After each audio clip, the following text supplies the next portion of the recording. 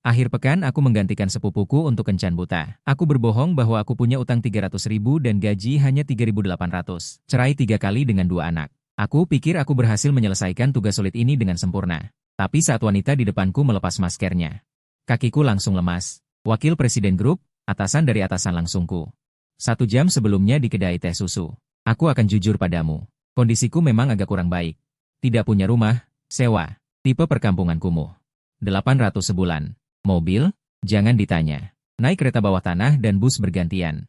Kadang naik sepeda bersama. Gaji, terima bersih 3.800. Masih punya utang 300.000. Aku mengangkat teh susu di depanku dan menyesapnya keras-keras. Bubble susu tersangkut di sedotan, nyaris membuatku tersedak. Aku diam-diam melirik ke seberang. Wanita itu tidak melepas maskernya sejak duduk. Hanya memperlihatkan sepasang mata, yang tertutup rapat oleh kacamata hitam besar. Tidak kelihatan wajahnya, tapi seluruh tubuhnya memancarkan 2 kata. Kemewahan. Tasnya merek yang tidak kukenal. Jam di pergelangan tangannya, pantulan cahayanya hampir menyilaukanku. Jantungku berdebar kencang. Pekerjaan ini seharusnya tidak kuterima. Kencan buta hari ini bukan untukku. Tapi untuk sepupuku yang tidak berguna, Hijun. Dia dipaksa ibunya untuk kencan buta. Tapi dia mati-matian tidak mau bertemu. Jadi dia menarikku sebagai pengganti. Kak, bantu aku melewati acara ini, buat dia mundur saja. Bilang saja kondisimu buruk. Semakin buruk semakin baik. Dia sendiri akan menolak. Setelah selesai. PS5 milikku, plus 20 keping dis, semua untukmu. Saat itu otakku panas dan langsung setuju. Sekarang aku hanya ingin menampar mulutku sendiri. Aku berdeham. Lanjut menambah bumbu. Oh iya, aku punya beberapa kebiasaan buruk. Main game begadang, hampir setiap hari tidur jam 3 atau 4 pagi. Akhir pekan kadang main mahjong dengan teman. Judi kecil untuk hiburan. Merokok dan minum juga, tidak banyak. Hanya setengah bungkus sehari. Setelah kukatakan, aku merasa hampir percaya sendiri. Gambaran seorang pria gagal di lapisan bawah yang sempurna. Wanita di seberang akhirnya bergerak. Dia mengeluarkan tawa yang sangat ringan. Dari balik masker, tawa itu terdengar berat. Tapi entah kenapa membuat kulit kepalaku merinding. Selesai, suaranya dingin dan bersih. Dengan sedikit aroma yang tak bisa kujelaskan, aku buru-buru mengangguk dan selesai bicara. Kira-kira begitulah keadaannya, jadi menurutku kita mungkin kurang cocok. Maaf sudah menyita waktumu. Es teh susu ini aku yang traktir, pesan saja sesukamu. Jangan sungkan. Aku cuma ingin cepat selesai, pulang cari Hijun ambil PS5, lalu minta dia ganti rugi atas stres mental sepanjang sore. Dia tidak menjawab, juga tidak menunjukkan niat pergi. Dia hanya perlahan-lahan mengangkat tangan, pertama melepas masker, lalu melepas kacamata hitam. Cahaya toko es teh susu tepat menyinari wajahnya. Gelas di tangku jatuh ke meja dengan suara gedebuk, es teh susu tumpah ke seluruh meja. Juga mengenai hoodie lama berbulu yang sengaja kupakai, tapi aku tidak peduli lagi. Aku menatap wajahnya dengan pandangan kaku. Wajah itu pernah kulihat di layar promosi lobi perusahaan, di rapat umum setiap kuartal. Juga kudengar berkali-kali dalam gosip rekan kerja setelah jam kerja. Lin Sui, putri tunggal Lin Zhenghe, ketua Ding Seng Group. Wakil presiden grup yang akan resmi menjabat bulan depan, atasan dari atasanku di masa depan. Aku merasa kakiku gemetar. Hanya 4 kata di pikiranku. Selesai, semuanya selesai. Tadi aku ngomong apa ya? Utang 300.000, penghasilan 3.800 sebulan, main game dan mahjong. Begadang, merokok. Aku telah menyerahkan citra sampah yang tidak berguna tepat di depan orang yang akan mengendalikan pekerjaanku. Tidak, mungkin sudah tidak ada pekerjaan lagi. Aku bahkan bisa membayangkan skenario besok HR memanggilku bicara. Kamrat Zhang Yang, setelah pertimbangan komprehensif perusahaan, posisimu akan disesuaikan. Penyesuaian apaan? Itu pemecatan.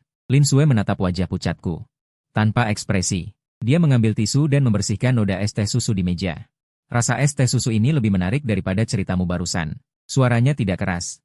Tapi seperti air es yang dituang dari atas kepalaku. Aku merasa tidak bisa duduk stabil di kursi. Lin Zong. Bibirku gemetar sambil mengucapkan 2 kata. Lin Sui mengangkat alis. Lin Zong? Jangan-jangan kamu pikir aku datang hari ini untuk inspeksi? Di sini, aku hanya orang biasa yang datang untuk kencan buta. Dia berhenti sesaat, sedikit condong ke depan, matanya menatapku tajam. Tapi, Tuan Hijun, atau seharusnya aku panggil kamu. Zhang yang manajer proyek di Departemen Manajemen Konstruksi Ding Seng Group, hatiku langsung jatuh ke dasar. Dia tidak hanya mengenaliku tapi juga tahu namaku dan jabatanku. Ini bukan soal kehilangan pekerjaan, ini adalah kematian sosial. Punggungku langsung basah oleh keringat dingin. Otakku kosong hanya bisa menatapnya dengan bodoh. Jangan terlalu tegang. Dia bersandar di kursi, nadanya menjadi lebih santai. Sudah kubilang.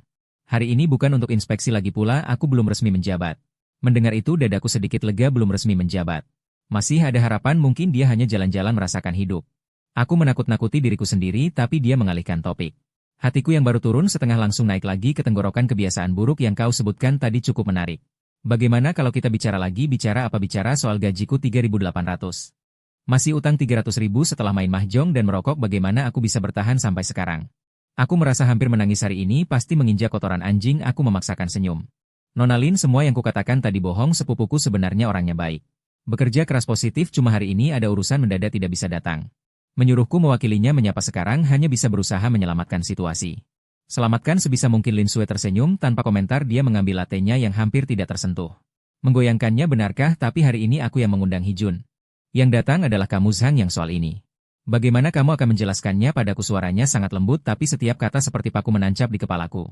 Aku membuka mulut tidak bisa mengucapkan sepatah kata pun menjelaskan apa. Bilang aku datang untuk mengacaukan perjodohan sepupuku, sengaja bikin jelek itu lebih parah. Bilang aku menjual jiwaku demi PS5. Di matanya aku cuma badut tanpa harga diri demi barang murahan. Bagaimanapun semua jalan buntu, aku memilih dia membawa kecanggungan yang mencekik ini dalam keheningan. Di toko minuman memutar lagu entah apa. Di luar jendela ada anak-anak tertawa. Seluruh dunia terasa normal. Hanya aku yang merasa jatuh ke dalam kulkas dingin dari ujung rambut ke ujung kaki. Aku tidak pernah seben ini dengan kelembutan telingaku sendiri. Juga tidak pernah seben ini dengan PS5 itu. Kalau waktu bisa diputar mundur 2 jam pasti aku akan mengikat Hijun si brengsek itu. Dan mengantarnya sendiri ke sini, tapi sekarang semua sudah terlambat. Aku hanya bisa duduk di kursi plastik ini. Menunggu vonis Lin Sue. Dia melihat wajahku yang seperti hidup lebih baik mati. Akhirnya tidak tahan tertawa. Sudahlah, jangan akting lagi, muka sudah kayak gini. Orang kukira aku mau makan orang. Dia mengeluarkan kartu dari tasnya, meletakkannya di meja. Mendorongnya dengan jari meluncur ke depanku. Nomor pribadiku. Hari ini untuk apa kamu datang? Aku tidak peduli urusan antara kamu dan sepupumu. Juga tidak ada hubungannya denganku. Aku cuma tahu satu hal, hari ini yang duduk di depanku adalah kamu. Kupikir itu cukup menarik. Aku menatap kartu itu. Kertas putih huruf perak di bawah nama Lin Sue. Sederet nomor handphone. Aku benar-benar bingung. Bukankah tadi aku sedang berjuang di ambang pemecatan? Kenapa tiba-tiba dapat nomor pribadi wakil presiden grup? Dia bilang aku menarik diriku. Menarik di mana? Menarik karena utang 300.000 atau menarik karena main game jam 3 pagi? Apa kamu tidak salah? Aku bicara dengan susah payah. Yang kukatakan tadi sungguhan. Meskipun palsu, tapi sekarang harus mati-matian mengaku benar. Kalau tidak dosa berbohong lebih besar. Lin Sue menyesap latenya. Aku tahu. Jadi tidak punya rumah bisa sewa, utang bisa bayar. Penghasilan rendah bisa naik soal main game dan mahjong. Siapa yang tidak punya hobi? Asal tidak melanggar hukum dan bukan kejahatan. Dia bicara seperti bicara soal cuaca hari ini. Tapi di kepalaku kembang api meledak. Orang macam apa ini semudah itu? Atau ini nona besar Lin yang katanya tidak pernah memandang siapapun? Aku mulai curiga yang di depanku ini palsu. Atau ini jebakan yang lebih canggih dari mengacaukan perjodohan? Aku tidak berani menyentuh kartu itu, tergeletak di meja. Seperti bom yang belum dibongkar. Aku takut kalau meraihnya akan jatuh ke lubang yang lebih dalam. Lin Sue melihat apa yang kupikirkan. Dia menghela napas ringan. Zhang Yang, apakah kamu pikir aku sedang mempermainkanmu? Aku tidak bicara, tapi ekspresiku mengkhianati segalanya. Dia tersenyum sedikit, ada nada mengejek diri sendiri. Itu wajar. Siapa diriku? Kamu tahu. Kebanyakan orang mendekatiku. Entah karena ayahku, atau karena perusahaan. Seperti dirimu, yang berusaha keras merendahkan dirimu sendiri. Baru pertama kali kulihat, saat dia mengatakan kalimat terakhir itu. Di matanya ada sesuatu yang berbeda. Bukan ejekan, juga bukan sikap merendahkan. Lebih seperti semacam kelelahan. Jantungku berdegup aneh, seolah menembus lapisan luar seorang wakil presiden. Aku melihat sedikit hal lain. Mungkin dia hanyalah orang biasa yang terperangkap oleh identitasnya. Pikiran ini muncul, aku sendiri terkejut. Jadi aku cukup penasaran. Dia menyingkirkan emosi berlebih itu, dan kembali ke ekspresi setengah tersenyum seperti sebelumnya. Orang seperti apa sebenarnya dirimu? Apakah orang brengsek Hijun yang kau katakan? Atau seseorang yang tersembunyi di balik kartu identitas biasa, yang memiliki sesuatu? Dia berdiri, mendorong kartu itu ke arahku. Nomornya sudah kuberikan padamu. Kau yang putuskan mau menghubungi atau tidak. Aku masih ada rapat. Aku pergi dulu. Oh ya? Dia berhenti sejenak. Menoleh ke arahku. Yang ini aku yang bayar. Gaji 3.800 dan utang 300.000.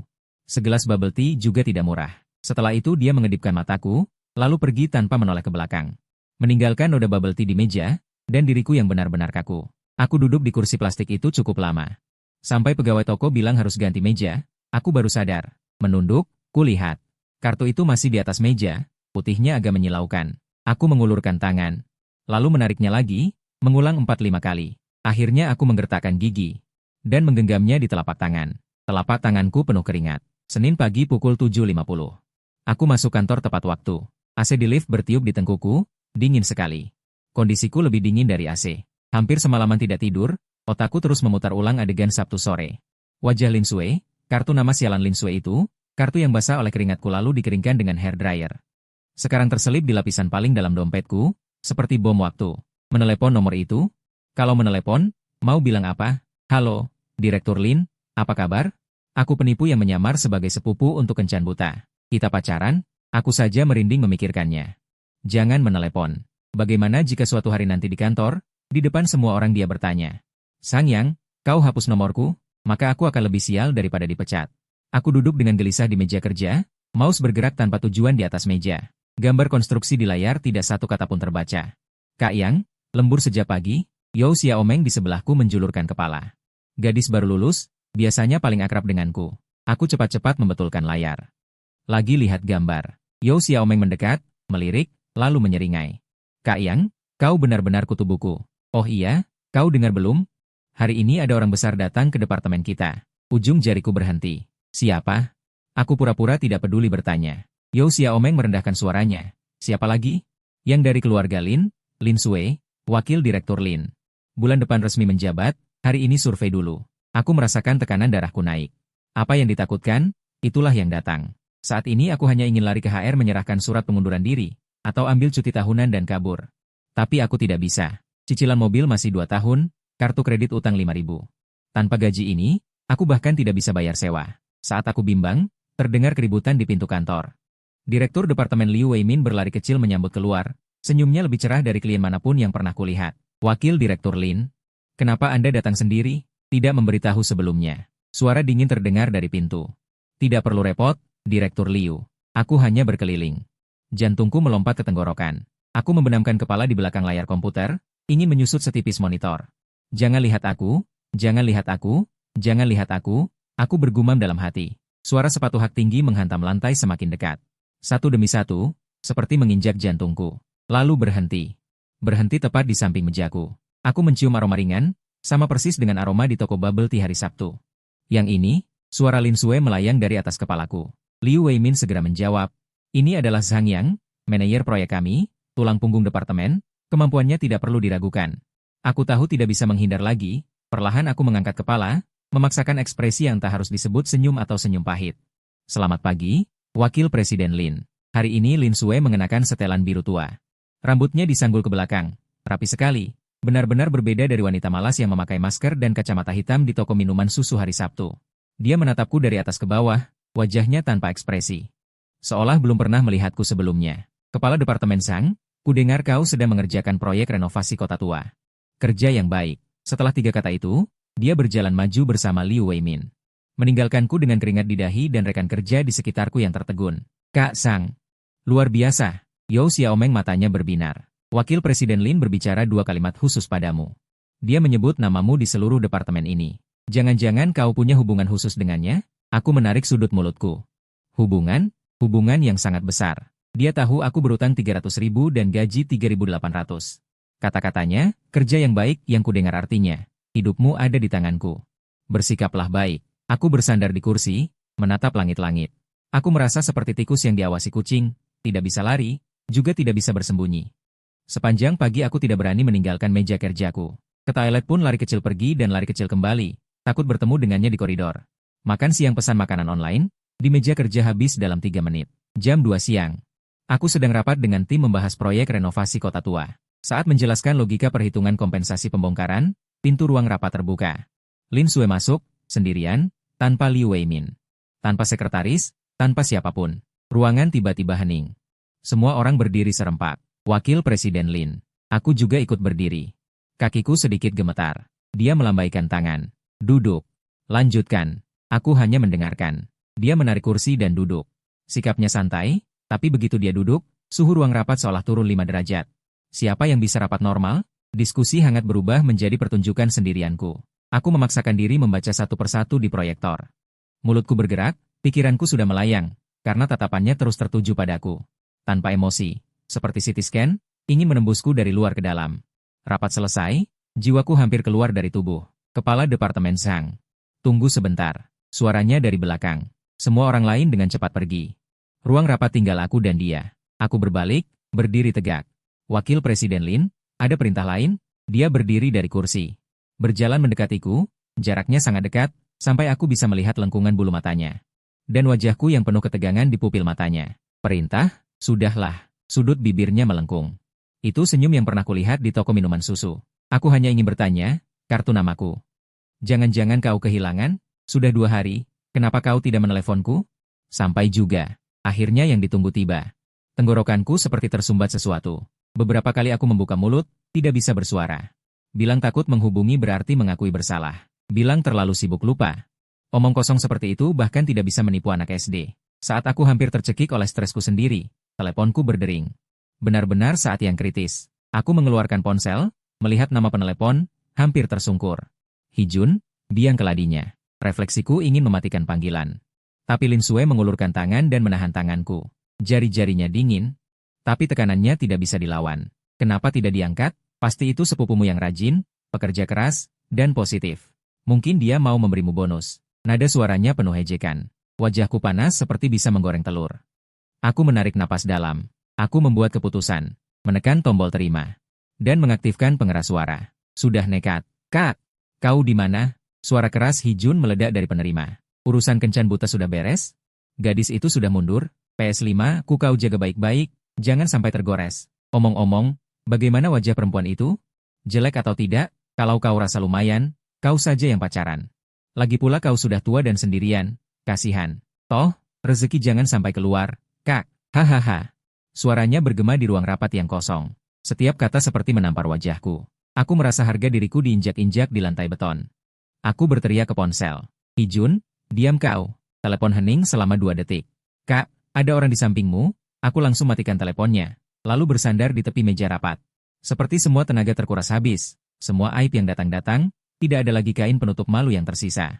Aku menunggu Lin Sue marah atau mencibir atau reaksi apapun yang kuduga. Tapi yang kudengar adalah tawa yang tak tertahankan. Aku mengangkat kepalaku.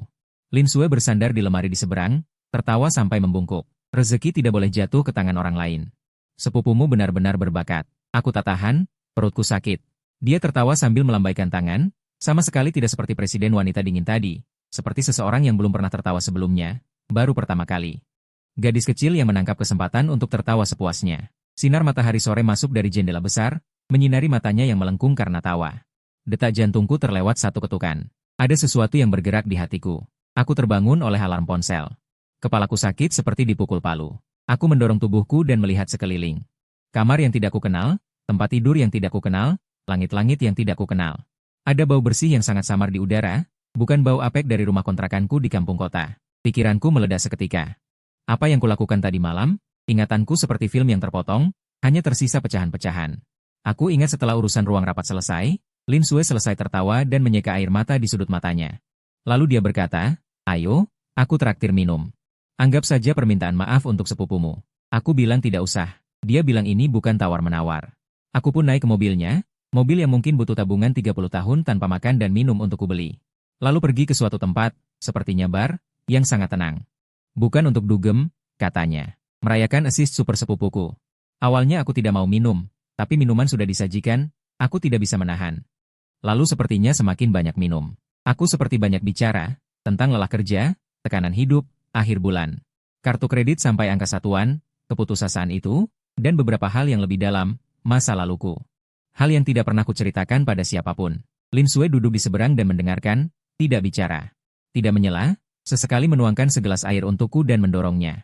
Setelah itu aku tidak ingat lagi. Aku membuka selimut, pakaian masih melekat di tubuh, jaket dilepas dan dilipat di kepala tempat tidur. Aku lega, tidak ada masalah. Aku memakai jaket dan keluar kamar. Ruang tamu besar, dekorasi sederhana tapi jelas mahal. Di luar jendela besar terlihat setengah cakrawala kota. Salah satu apartemen terbaik di pusat kota, tidak perlu menebak ini rumah siapa. Ada suara dari arah dapur. Aku berjalan mendekat, Lin Sue berdiri di depan kompor dengan pakaian rumah, rambutnya diikat asal. Wajahnya tanpa riasan, benar-benar berbeda dari wakil presiden wanita yang berwibawa di perusahaan. Dia mendengar suaraku, menoleh ke arahku. Sudah bangun? Air di atas meja, obat sakit kepala di samping gelas air, nadanya sangat biasa. Seperti sedang berbicara dengan teman sekamar yang sudah lama tinggal bersama. Aku berdiri di pintu dapur, tangan dan kaki tidak tahu harus diletakkan di mana. Direktur Lin, apa aku kemarin malam terlalu banyak minum? Kamu minum banyak sekali. Dia menggeser telur ceplok yang sudah matang ke piring, dan mengatakan banyak hal menarik. Perutku terasa mulas. Apa saja yang aku katakan? Misalnya kamu dulunya bukan manajer konstruksi? Tanganku bertumpu pada kusen pintu, buku-buku jariku memutih. Dia membawa piring berjalan mendekat. Melewati sampingku, meletakkannya di meja makan. Misalnya kamu pernah melakukan desain proyek di kota A selama 3 tahun. Misalnya rencanamu dicuri orang. Misalnya orang yang mencuri rencanamu sekarang menjadi direktur desain di perusahaan lain. Dia menyebutkannya satu persatu. Setiap kali dia menyebut, wajahku semakin pucat. Hal-hal ini tidak pernah aku ceritakan kepada siapapun, termasuk Kijun, termasuk orang tuaku. Ternyata semua itu keluar saat aku mabuk, dan keluar di depan orang yang paling tidak seharusnya tahu. Jangan gugup. Lin Sue menarik kursi dan duduk, menyantap sepotong telur dengan garpu. Menurutku, kamu jauh lebih menarik daripada penampilanmu selama ini. Seseorang yang bisa membuat desain proyek, terjebak di departemen manajemen konstruksi sebagai manajer proyek, apakah itu terlalu bodoh atau terlalu keras kepala? Aku tidak menjawab.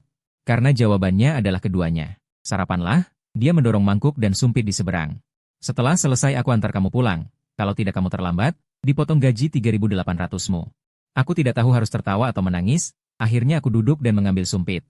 Di hadapanku duduk atasan dari atasanku, aku memakan telur ceplok yang dia masak, ini mungkin sarapan paling ajaib sepanjang hidupku. Mobil berhenti di mulut gang tempat aku tinggal, gang ini bahkan tidak bisa dilewati 2 mobil bersisian. Mobil Lin Sue berhenti di sana, seperti bangau di antara ayam. Kakek pemulung di sampingnya melirik beberapa kali. Saat aku membuka pintu mobil, dia memanggilku, Zhang Yang. Aku menoleh. Kartu nama itu masih kamu simpan? Aku secara refleks meraba saku. Melihat gerakanku, dia tersenyum. Syukurlah. Akhir pekan ini aku mengajakmu makan. Kamu yang pilih tempat. Jangan terlalu mahal. Lagi pula kamu hanya berpenghasilan 3.800. Aku belum sempat menolak. Kaca jendela mobil sudah naik. Mobil melaju pergi tanpa suara. Aku berdiri di mulut gang. Paman penjual pankek di seberang berteriak padaku. Nak, mau tambah telur atau sosis? Aku tersadar, berjalan mendekat. Tambah telur. Paman itu menggoreng pankek, melirik ke belakangku. Mobil tadi? Temanmu? Ah, bisa dibilang begitu. Orang kaya ya.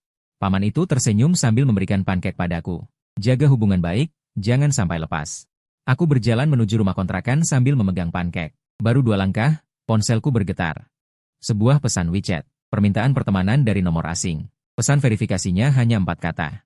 Aku Lin Sue. Aku menatap 4 kata itu hampir 1 menit, lalu menekan setuju. Aku gila. Pasti aku gila. Beberapa hari berikutnya. Suasana di kantor berbeda dari biasanya. Semua orang membicarakan satu hal, inspeksi Wakil Presiden Lin.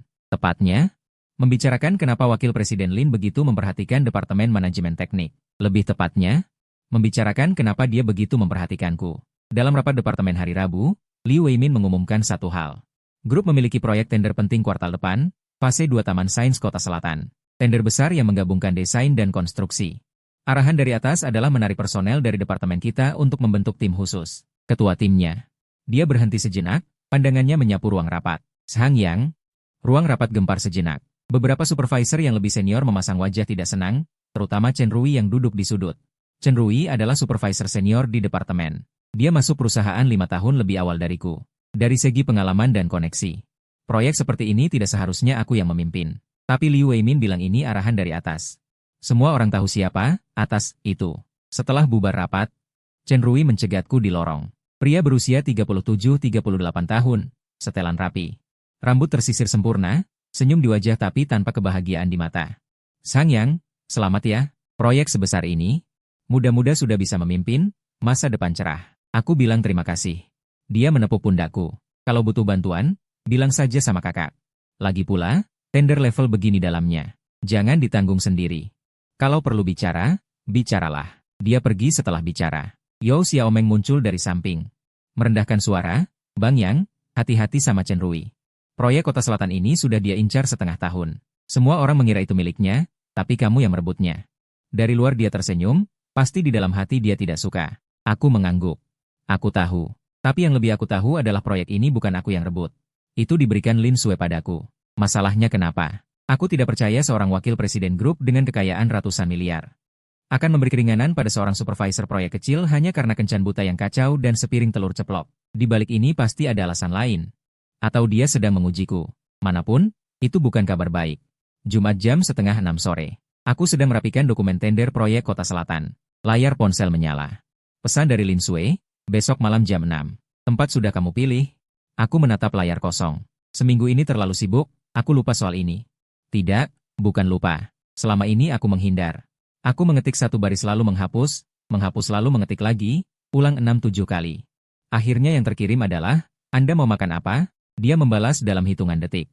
Kamu traktir, kamu yang tentukan. Ingat, jangan lebih dari 1/10 penghasilan bulananmu. 1/10 dari 3.800, 380. Dia ini menyuruhku mentraktirnya makan di kaki lima. Aku bersandar di kursi, menatap langit-langit. Apa yang sebenarnya dipikirkan wanita ini? Keesokan harinya jam 6 sore, aku berdiri di depan pintu sebuah restoran barbecue. Salah satu lampu di pintu masuk mati. Udara dipenuhi aroma jintan dan arang. Asap dapur keluar melalui kipas pembuangan. Di meja sebelah, dua pria bertelanjang dada bermain sut. Aku memilih tempat ini bukan untuk merendahkannya, tapi hanya di tempat seperti ini biayanya bisa. Di bawah 380. Pukul 6:05, sebuah mobil hitam berhenti di depan pintu. Lin Sue turun dari mobil. Hari ini dia tidak memakai setelan bos dingin itu. Kaos putih, celana jeans, sepatu kanvas, rambut terurai. Wajahnya hanya diberi lipstik. Jika tidak mengenalnya, dia tampak seperti gadis cantik biasa. Dia berdiri di depan pintu restoran barbecue, melihat sekeliling, lalu menatapku sambil tersenyum. Kamu benar-benar memilih tempat ini? Bukannya sudah bilang jangan melebihi batas? Aku kira kamu akan mencari tempat dengan dekorasi bagus. Sedikit lebih mahal untuk main aman. Tidak kusangka kamu sejujur ini. Dia menarik kursi plastik dan duduk. Tanpa ragu sedikit pun. Aku duduk di seberang. Kamu benar-benar tidak keberatan? Keberatan apa? Bukannya aku belum pernah makan barbecue. Dia mengambil menu, tepatnya selembar kertas laminasi. 10 tusuk domba, 5 tusuk tendon, 2 terong panggang. 1 porsi mie goreng. Bagaimana denganmu? Aku melihatnya memesan dengan lancar. Aku sedikit linglung. Pemandangan ini terlalu janggal. Putri Lin Zhenghe. Duduk di warung barbecue pinggir jalan yang hampir tanpa suasana, memesan 10 tusuk domba. Bos membawa 2 botol bir. Tuan muda, ini bonus. Lalu dia menatap Lin Sue sebentar. Aku berdeham, dan bos itu mengerti pergi. Lin Sue membuka bir dan memberikannya padaku. Kemarin malam kamu banyak bicara saat mabuk. Hari ini, saat sadar, katakan lagi padaku. Tanganku berhenti di udara. Katakan apa? Rencana yang kamu buat di kota dulu. Yang dicuri. Aku meletakkan botol bir. Direktur Lin? Ini urusan pribadiku. Pertama, jangan panggil aku Direktur Lin di sini. Kedua, kamu sendiri yang mengatakannya saat mabuk. Sekarang pura-pura tidak tahu. Dia menggigit 1 tusuk domba yang baru dihidangkan. Ketiga, aku bukan sembarang penasaran. Aku bertanya padamu karena suatu alasan. Aku diam sejenak. Kipas pembuangan warung barbecue berputar berisik. Suara sut dari meja sebelah datang bergelombang. 3 tahun lalu aku bekerja di Institut Desain Bahtera di kota A. Aku pernah mengerjakan rencana renovasi kawasan pabrik lama. Itu kira-kira hasil kerja kerasku selama setengah tahun. Kemudian diambil oleh seorang mitra di institut itu, diubah beberapa detail. Dan ditandatangani dengan namanya sendiri. Rencana itu kemudian memenangkan penghargaan desain tingkat provinsi. Dia membawa penghargaan itu dan pindah kerja ke perusahaan yang lebih besar sebagai direktur desain. Aku pergi mencari kejelasan, diberitahu bahwa hak kekayaan intelektual Institut Desain milik perusahaan. Jika mau digugat, aku yang baru bekerja 3 tahun tidak akan menang melawan mitra yang punya koneksi. Jadi aku pergi, meninggalkan kota A datang ke sini. Tidak ingin lagi mendesain, beralih ke manajemen konstruksi. Setelah selesai bicara, aku minum seteguk bir. Bir botol hijau termurah, rasanya hambar. Lin Sue tidak bicara. Dia meletakkan tusuk bambu di tangannya. Siapa nama mitra itu? Itu tidak penting lagi. Siapa namanya? Dia menatapku. Aku menatap matanya. San Keping. Sekarang dia menjadi direktur desain di Zantu Arsitektur. Lin Sue mengambil ponselnya, mengetik sesuatu, lalu meletakkannya. Baiklah, urusan ini aku sudah tahu. Makan tusuk. Kalau dingin tidak enak. Setelah bicara, dia kembali mengambil 1 tusuk domba dan memakannya dengan lahap. Seolah percakapan tadi hanya menanyakan cuaca hari ini. Aku tidak tahu apa maksudnya dia sudah tahu. Tapi aku punya perasaan, saat wanita ini bilang sudah tahu, itu bukan basa-basi. Dia sedang bermain catur. Persiapan tender Taman Teknologi Kota Selatan memasuki tahap paling kritis. Hampir setiap hari aku lembur. Di satu sisi menyusun rencana teknis, di sisi lain mengkoordinasi berbagai sumber daya. Chen Rui di permukaan bilang apapun bilang saja padaku. Tapi sebenarnya saat aku minta data historis, dia menunda 3 hari. Saat aku minta kontak teknisi, dia bilang akan cari dulu lalu hilang. Aku tidak bodoh. Dia memang tidak ingin aku menyelesaikan rencana ini dengan lancar. Tapi aku juga tidak berniat memohon padanya. Semua jalan memutar sudah aku tempuh. Sendiri pergi ke lokasi proyek mengukur data, sendiri menghubungi Institut Desain untuk memverifikasi parameter. Yao Xiaomeng menawarkan diri membantuku mengerjakan tata letak dan visualisasi rencana. Kak Yang, aku lihat struktur rencana ini benar-benar berbeda dari tender yang pernah kita buat sebelumnya. Dia mendongak saat merapikan berkas. Menurutmu pakai logika apa? Pakai logika efek. Semua rencana tender sebelumnya adalah template standar. Siapapun menulis hampir sama. Klien melihat 100 pun semuanya mirip, tidak ingat. Aku ingin mereka mengingat punya kita. Jadi dalam proposal itu ditambahkan model perbandingan sebelum dan sesudah renovasi, plus analisis pintar jalur sirkulasi komunitas. Yo Xiaomeng melotot. Bang Yang, ini level kemampuan manajemen proyek apa? Apa Anda dulu pernah kerja di bagian desain? Saya menunduk dan tidak menjawab. Sudah, cepat kerja. Draft awal harus dikumpulkan besok. Yang tidak saya sadari adalah, di koridor luar pintu ruang rapat, Chen Rui bersandar di dinding, sambil memegang secangkir kopi. Dia berdiri di sana setidaknya 5 menit, mendengar dengan jelas seluruh percakapan saya dan Yao Xiaomeng. Dia menunduk, menyesap kopi, ekspresi wajahnya tidak terlalu enak dilihat. Pada hari pengumpulan draft awal, Liu Weimin diam cukup lama setelah melihat proposal. Sang Yang, siapa yang bantu kamu buat proposal ini? Saya kerjakan sendiri. Yao Xiaomeng bantu tata letak. Bagian desain tidak ikut. Tidak. Liu Weimin melepas kacamatanya, mengucek matanya. Kedalaman desain proposal ini jauh melampaui level standar departemen manajemen. Saya sudah bekerja bertahun-tahun. Baru pertama kali melihat manajer proyek bisa mengeluarkan barang seperti ini. Apa kamu punya latar belakang khusus yang tidak kamu ceritakan? Saya tersenyum. Tidak, cuma sering baca buku. Liu Weimin menatap saya beberapa detik. Tidak bertanya lebih lanjut, tapi saya tahu dia sudah curiga. Proposal ini akan diajukan ke atas. Sampai ke level grup. Lin Sui akan melihatnya. Inilah alasan kenapa saya tidak punya jalan mundur. Kalau berhasil, saya bangkit. Kalau gagal, saya pergi. Pada hari ketiga setelah draft awal diajukan, saya menerima surel dari kantor Presiden Grup. Pengirimnya adalah Sekretaris Lin Sui. Isinya sangat sederhana, Manajer Zhang Yang. Wakil Presiden Lin meminta Anda datang ke kantor pusat grup lantai 26, Kamis jam 2 siang, untuk mempresentasikan proposal awal proyek Kota Selatan. Lantai 26 kantor pusat grup.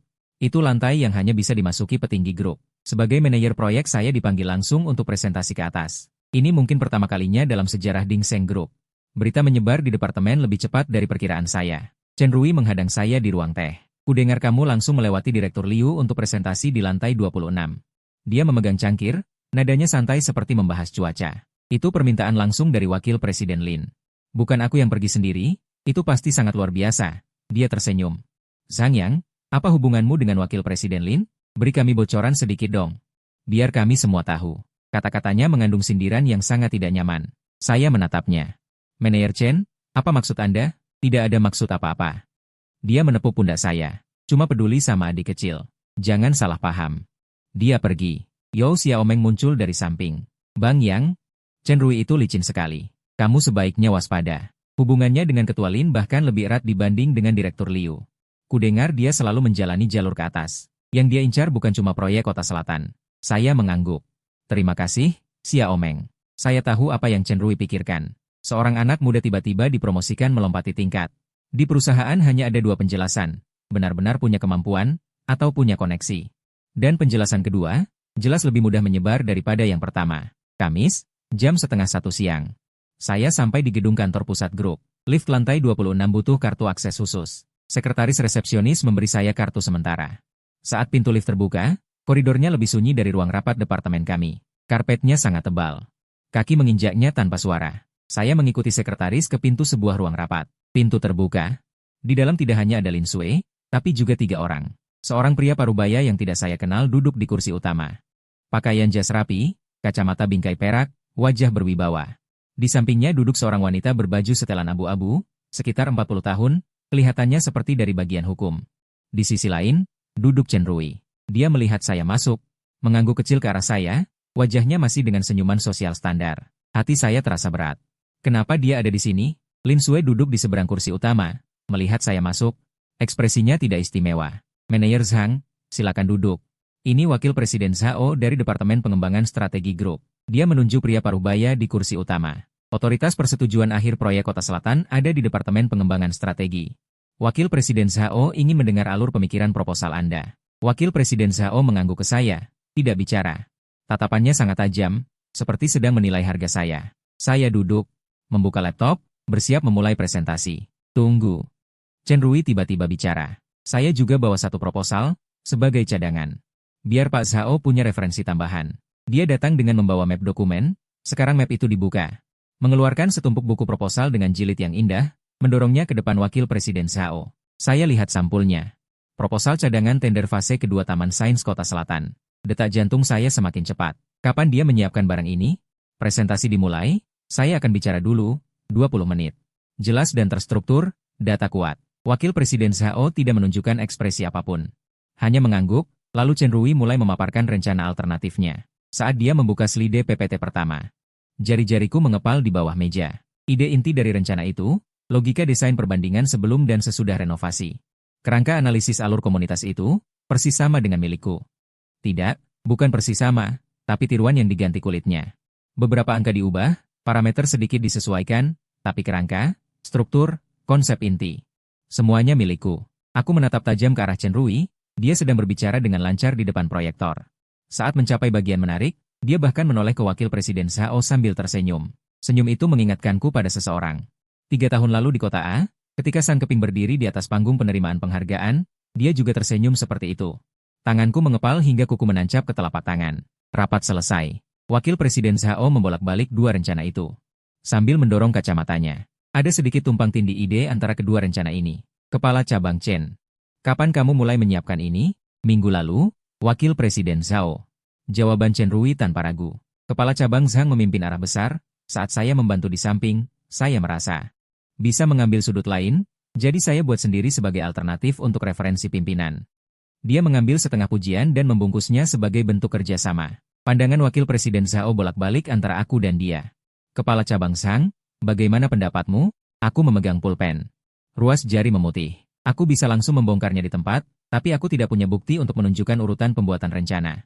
Waktu pembuatan file bisa diubah. Tidak ada kamera pengawas di depan pintu ruang rapat. Jika aku menuduh Chen Rui plagiat saat ini, tanpa dukungan bukti, aku hanya akan terlihat seperti orang yang tidak bisa menerima kekalahan. Sama seperti 3 tahun lalu. Aku menggeretakkan gigi. Rencana Kepala Cabang Chen memang memiliki nilai referensi. Kata-kata itu keluar dari tenggorokanku. Lebih menyakitkan daripada menelan pisau cukur. Wakil Presiden Zhao mengangguk, tidak bertanya lebih lanjut. Rapat bubar. Aku keluar dari ruang rapat. Di koridor, aku bertemu Chen Rui. Dia berjalan di sampingku, suaranya sangat pelan. Zhang Yang, jangan berpikir terlalu banyak. Kita semua demi kebaikan perusahaan. Soal rencana seperti ini, siapa duluan tidak terlalu penting. Yang penting hasilnya. Aku berhenti. Chen Rui, kamu pernah masuk ke komputerku. Langkahnya berhenti setengah detik. Lalu dia menoleh, senyumnya tidak berubah. Apa maksudmu? Aku tidak mengerti. Kamu hari Rabu lalu jam 9 lebih, saat divisi tinggal aku seorang diri. Aku pergi ke toilet, kembali dan mendapati layar komputerku menyala. Sebelum pergi, aku sudah menguncinya. Senyum Chen Rui kaku sejenak, tapi cepat pulih. Zhang Yang, kamu terlalu banyak lembur, jadi berhalusinasi, ya? Malam itu aku pulang jam 8. Ada catatan absensi. Dia menepuk pundakku, lagi gerakan itu. Anak muda, jangan terlalu sensitif. Mudah menyinggung orang. Dia pergi. Aku berdiri di koridor. Jantungku berdebar kencang. Mimpi buruk 3 tahun lalu terulang lagi. Hanya saja pindah kota. Berganti wajah. Cara mencuri barangku, persis sama. Aku bersandar di dinding, menengadah melihat lampu neon di langit-langit. Cahaya menyilaukan hingga mataku perih. Tapi kali ini berbeda. 3 tahun lalu, aku sendirian. Kali ini, ponselku bergetar. Itu pesan dari Lin Sui. Rapat tadi. Aku lihat dari awal sampai akhir.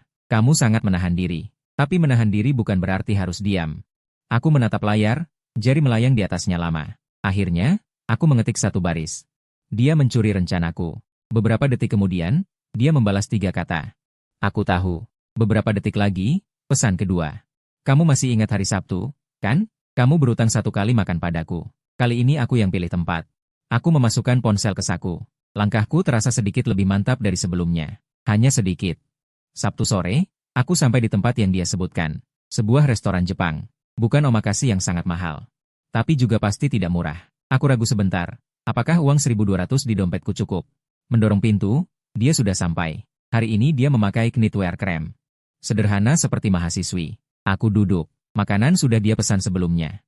Jangan lihat harga. Hari ini aku traktir. Terakhir kali kamu habis berapa? Termasuk minuman 307, kontrolnya sangat presisi. Masih sisa 10.000 untuk naik MRT. Naik sepeda bersama, dia tertawa, lalu menyembunyikan senyumnya. Badannya condong ke depan, bicara serius, berapa banyak rencana bagian selatan kota yang sudah diambil Chen Rui? Semua arsitektur inti, datanya dia ubah sedikit, tapi fondasinya milikku. Kamu punya cadangan? Ada, tapi stempel waktu file bisa dibilang kebetulan. Server? Apakah server file di departemen kalian punya log operasi? Aku tertegun sejenak. Seharusnya ada, tapi itu urusan departemen T, aku tidak bisa mengaksesnya. Bagaimana kalau aku bisa mengaksesnya? Aku menatapnya, maksudmu apa? Bulan depan aku resmi mengambil alih Departemen Manajemen Proyek, tapi izin akses sistem IT sudah aku dapatkan minggu lalu. Semua log operasi server file bisa aku periksa. Kapan kamu mengunggah draft awal rencana ke server? Kamis 2 minggu lalu jam 11 malam. File milik Chen Rui diunggah Jumat sore. Ya, selisih waktu di log itulah buktinya. Cocokkan dengan waktu pembuatan file lokal di komputermu, ditambah catatan lembur malam itu. Kalau absensinya menunjukkan pulang jam 8. Tapi catatan akses pintu gedung menunjukkan dia masih ada setelah jam 9. Semuanya cocok. Aku menatapnya saat dia membongkar semuanya dengan jelas. Kamu sudah periksa akses pintu? Belum, tapi aku bisa cek. Aku hanya perlu kamu konfirmasi satu hal. Dia menatap mataku, apakah kamu mau aku membantumu? Membantuku? Ya, membantumu. Bukan sebagai wakil presiden, tapi sebagai. Dia berhenti sejenak. Sebagai teman, atau sebagai gadis biasa yang kamu buat terkesan dengan 3.800 di kedai susu hari itu.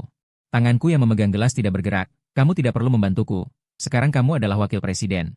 Mencampuri urusan antara manajer proyek dan manajer senior, kalau tersebar tidak baik untukmu. Tersebar? Dia mengangkat alisnya, kamu pikir aku takut kalau tersebar? Sang Yang. Sepertinya kamu masih belum mengerti satu hal, di perusahaan ini, yang bernama Lin bicaranya lebih berpengaruh dari siapapun.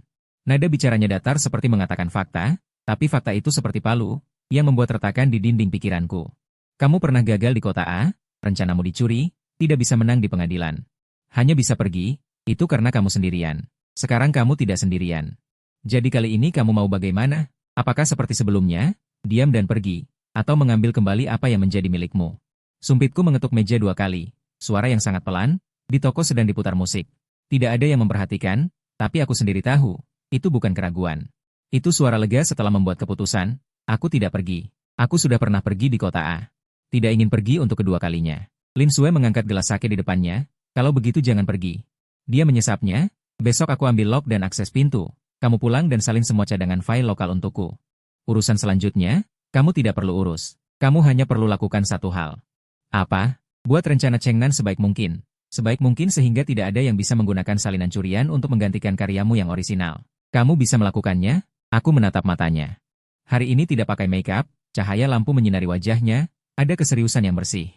Bisa. Kata itu keluar dari tenggorokanku, aku mendengar suaraku sendiri lebih stabil dari sebelumnya. 2 minggu berikutnya, aku mengurung diri di kantor. Rencana bagian selatan dari draft awal dirombak total. Aku tidak membuat rencana yang sekadar lulus, aku membuat rencana yang tidak bisa dilupakan begitu dilihat. Kemampuan desain yang dulu di kota A. Tersimpan di dasar kotak selama 3 tahun. Sekarang semuanya aku keluarkan. Bahasa desain, logika ruang, analisis bentuk komunitas, jalur lalu lintas cerdas, setiap bagian aku buat sempurna. Yao Xiaomeng membantu aku 3 kali ke lapangan untuk mengukur data. Bang Yang, model jalur komunitas ini, aku pernah lihat ide serupa di jurnal industri. Dia berhenti di tengah kalimat. Nama pena penulis artikel itu apa ya? Heng Shan. Benar, Heng Shan. Kamu pernah baca artikel itu? Aku tidak menjawab, kerja, jangan melamun. Yao Xiaomeng memiringkan kepalanya menatapku 2 detik, tidak bertanya lebih lanjut. Tapi setelah dia kembali ke meja kerjanya, aku perhatikan dia membuka browser. Di kotak pencarian dia ketik, desain jalur komunitas Heng Shan. Aku pura-pura tidak melihat. Di sini pekerjaan berjalan, di sisi lain, Chen Rui juga tidak tinggal diam. Dia mulai menyebarkan angin di departemen, bukan secara terang-terangan, tapi yang lebih licik sindiran. Zhang yang akhir-akhir ini dekat banget sama wakil presiden Lin, entah apa yang dia lihat darinya, jangan-jangan karena rencananya bagus. Atau orangnya juga enak dipandang. Kata-kata ini bukan dia sendiri yang mengatakannya, tapi lewat beberapa anak buahnya. Zhang yang akhir-akhir ini cukup dekat dengan wakil direktur Lin, entah apa yang dia lihat padanya. Mungkin karena rencananya bagus. Orangnya juga dibuat dengan baik. Kata-kata ini bukan diucapkan langsung olehnya, melainkan melalui beberapa bawahannya. Di ruang teh, sedikit demi sedikit saat makan siang, gosip seperti ini daya rusaknya bukan pada benar atau salahnya. Terletak pada penyebarannya. Saat Yao Xiaomeng memberitahuku, wajahnya sangat muram. Bang Yang, di luar semua orang bilang kamu punya hubungan tidak pantas dengan wakil presiden Lin. Katanya proposal kamu bisa naik bukan karena kemampuan. Tapi karena apa? Karena kamu pakai jalan belakang. Dia mengucapkan 3 kata terakhir dengan sangat pelan. Aku berdiri dan berjalan 2 langkah ke arah jendela. Di luar jendela terlihat pemandangan lokasi konstruksi. Menara derek berputar, itu adalah, aku tahu, yang diputar oleh Chen Rui. Tapi tidak ada bukti. Dan meskipun ada bukti, itu tidak berguna karena dia tidak akan mengatakannya secara langsung. Semua disebarkan melalui orang lain, apa yang akan kau lakukan? Aku berbalik. Buat rencana dengan baik, urusan lain tak peduli, prinsip siapa yang bersih, dialah yang bersih. Bukan soal siapa yang bersih, tapi soal membuatnya tidak bisa berkata-kata pada waktunya. You Xiaomeng menghela napas. Baiklah, aku percaya padamu. Tapi sebaiknya kau siap secara mental. Chen Rui orang seperti itu, tidak hanya menggunakan taktik mulut. Katanya benar. Sore itu, aku menemukan 3 file hilang di komputerku. Semuanya tabel data inti analisis untuk proyek Chengnan. Bukan terhapus tidak sengaja, tetapi dihapus seluruhnya dari penyimpanan lokal dan tempat sampah. Aku memeriksa log operasi komputer. Waktu penghapusan adalah pukul 11.30 malam sebelumnya, aku sudah pergi sekitar jam 9. Siapa yang bisa masuk kantor jam setengah 12? Siapa yang memasukkan kata sandi di komputerku? Kata sandiku hanya aku yang tahu, tapi saat dia masuk ke komputerku terakhir kali. Mungkin sekali dia melihat gerakan unlockku. Aku mengirim pesan ke Lin Sui, fileku dihapus. Balasannya cepat, yang mana? 3 tabel data inti. Ada cadangan, ada 1 di flash disk, tapi versinya lama. Di server, sudah ditimpa dengan file kosong. Dia tidak langsung membalas, sekitar 10 menit kemudian, datang 1. Jangan panik, aku sudah suruh orang menarik cadangan penuh dari sisi 1T. Server punya cadangan otomatis setiap jam 2 pagi. Selama dia hapus jam setengah 12, file asli masih ada di cadangan jam 2. Nanti setelah kantor, datang ke kantorku. Jam 6 sore, lantai 26 kantor pusat grup, kantor Lin Sui lebih kecil dari ruang rapat. Tapi jendelanya lebih besar, 1 dinding penuh kaca, di luar ada sisa senja terakhir. Dia mendorong setumpuk bahan cetakan ke hadapanku, log operasi server. Aku buka halaman pertama. Di atasnya tercatat jelas. Pertama, minggu lalu, waktu unggah draft pertamaku. Tanggal tertentu pukul 23.07. Waktu unggah file Chen Rui, tanggal tertentu pukul 15.42, terlambat 8 hari penuh. Yang lebih penting adalah baris di antaranya. Tanggal tertentu pukul 21.38, nomor karyawan Chen Rui login ke server file, mengunduh draft awal rencana manajer Zhang. Hitam di atas putih. Tanganku gemetar, ini belum semuanya. Lin Sui membalik ke halaman kedua. Ini catatan akses gedung. Waktu keluar menggunakan kartu akses Chen Rui hari itu adalah pukul 22.15. Waktu absensi kehadirannya adalah pukul 20, ada jeda 2 jam 15 menit. Selama waktu itu dia menggunakan nomor karyawannya untuk masuk ke server. Mengunduh filemu, lalu dia membalik ke halaman ketiga. 3 malam lalu pukul 23.31, nomor karyawan Chen Rui muncul lagi di log operasi. Menghapus 3 file data inti supervisor Zhang. Dan menimpa file asli di server dengan file kosong. Aku menutup map, jariku menekan kertas lama sekali. Buktinya sudah cukup, kapan aku menemui Direktur Liu? Jangan temui Direktur Liu. Lin Sui berdiri, berjalan ke jendela. Sinar senja menyinari wajah sampingnya. Kamis depan, rapat evaluasi rencana tengah tahun grup. Wakil Direktur Shao, Direktur Liu, dan beberapa pakar evaluasi eksternal juga akan hadir. Di acara itu, di depan semua orang. Kamu lakukan presentasi finalmu. Chen Rui pasti juga akan ada. Dia pasti akan membawa rencana alternatifnya untuk menekanmu. Saat itu, dia menoleh ke arahku. Menurutmu apa yang harus kita lakukan? Serahkan buktimu padaku. Kamu yang bertanggung jawab mempresentasikan rencana. Saat dia mencoba mempertanyakanmu. Aku yang akan membuka kedoknya. Aku menatapnya. Kamu lakukan ini. Berarti kamu secara langsung berhadapan dengan Chen Rui. Dia memiliki banyak koneksi di grup. Kamu tidak khawatir? Zhang Yang, suaranya sangat pelan. Nama keluarga Kulin. Di gedung ini, belum ada yang perlu aku khawatirkan. Hari rapat evaluasi rencana tengah tahun. Ruang rapat besar di lantai 26 penuh sesak. Wakil Direktur Zhao duduk di kursi utama. Liu Weimin duduk di samping. Tangannya memegang pena. 3 pakar evaluasi eksternal duduk di seberang, masing-masing di depan mereka setumpuk dokumen tebal. Chen Rui duduk 2 kursi di sebelah kiriku.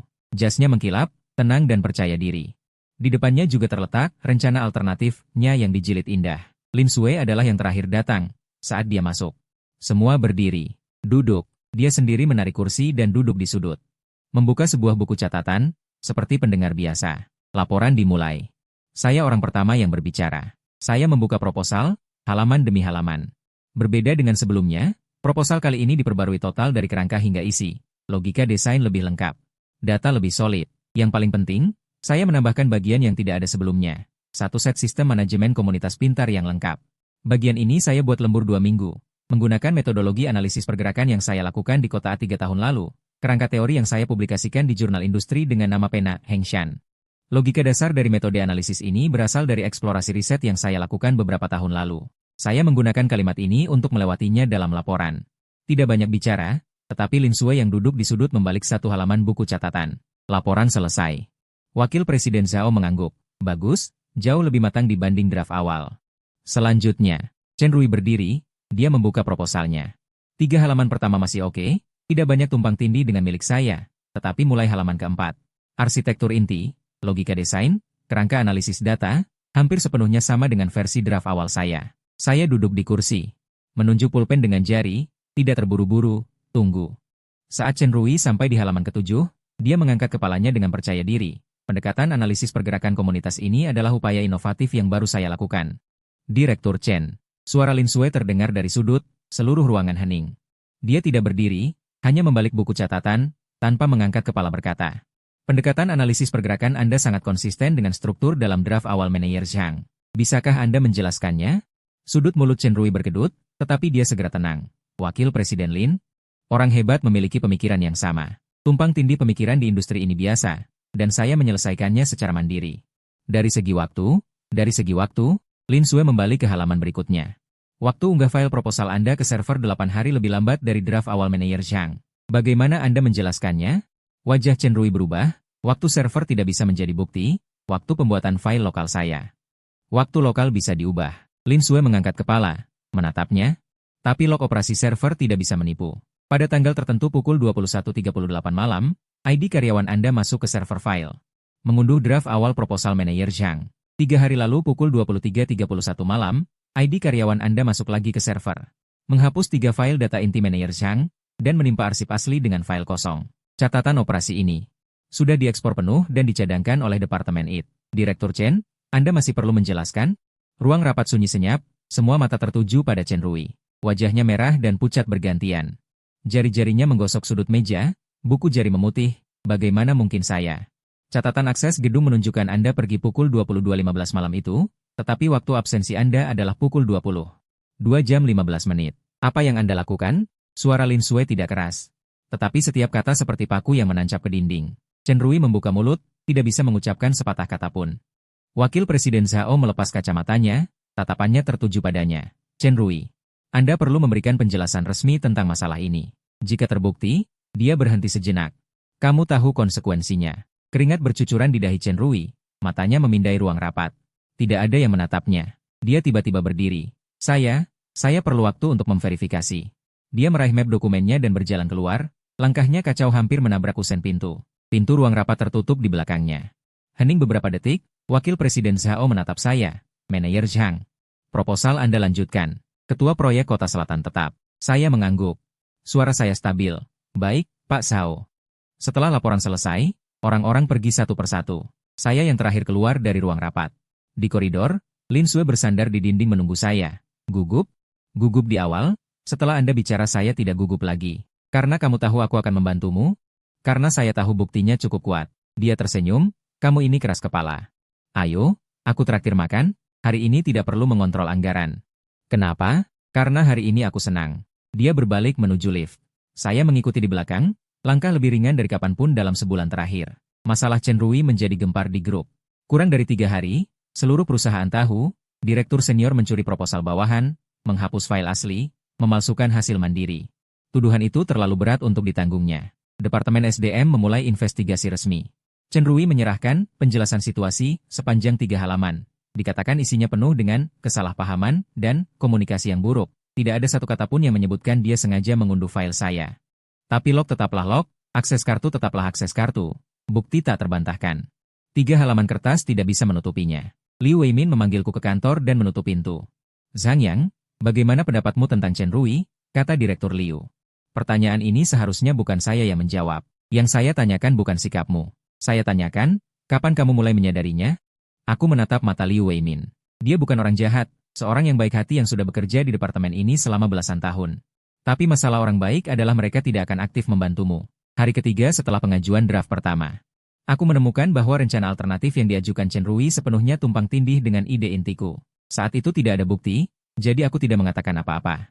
Lalu, kemudian fileku dihapus. Aku langsung tahu ini bukan kebetulan.